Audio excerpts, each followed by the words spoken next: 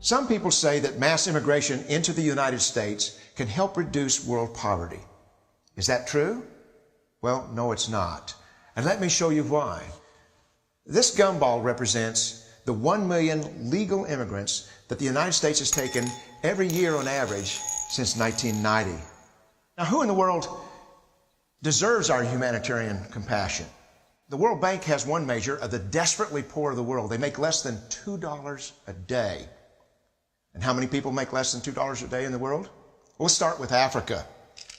In Africa alone, there are 650 million people who make less than $2 a day. 650 million. And in India, another 890 million people, desperately poor.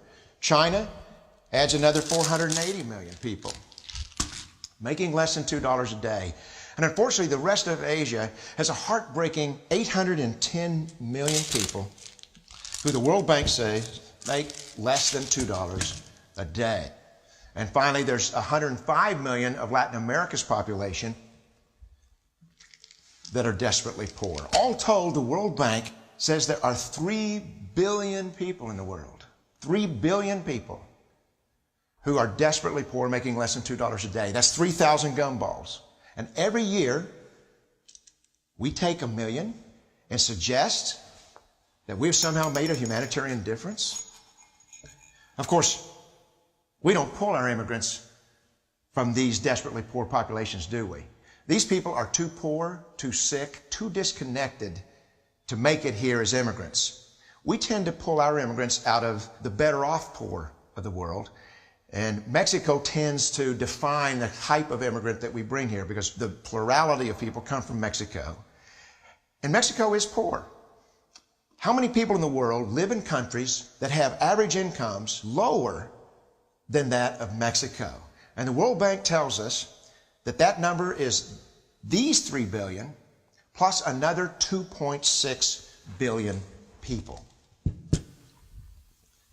5.6 billion people in the world who live in countries with average incomes below that of Mexico. That's 5,600 gumballs. And so what is it that the elites are telling us? They're telling us that when we take this 1 million immigrants, that we somehow or another are tackling world poverty. And we have to do it regardless of the effect on our unemployed, the working poor, the most vulnerable members of our society, regardless of the effect on our natural resources. Even if we went by the most radical proposals in Washington, which are to actually double our immigration to 2 million a year,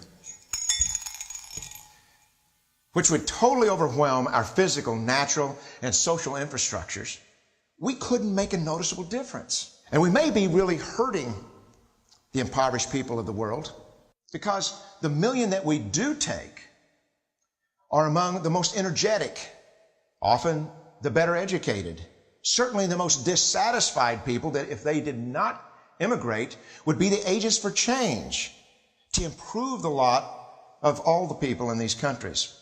The true heroes in the global humanitarian field are the people in these countries who have the wherewithal to immigrate to another country, but instead stay in their countries, to apply their skills to help their fellow countrymen. Unfortunately, our immigration system tends to entice these very type of people to abandon their countrymen. The impossibility of making even a dent is actually worse than it looks here. Because last year, when we took 1 million immigrants, these countries added, births over deaths, 80 million more people into the impoverished population. And this year, Congress is bringing in 1 million legal immigrants. And this year, according to the United Nations, these countries are expected to add another 80 million people. And next year, you can be quite sure that Congress, unless stopped by the American voters, will bring in another 1 million immigrants. And these countries, unfortunately, will be adding another 80 million people. into these impoverished nations. We could take 5 million a year, but we'd never get ahead of what's happening in these countries. Not in this century. Don't you see? Immigration can never be an effective or significant way to deal with the suffering people of the world. They have to be helped where they live. 99.9% of them will never be able to immigrate to a rich country. There's no hope for that. They have to bloom where they're planted. The only place that 99.9% of these people can be helped is where they live. Let's help them there.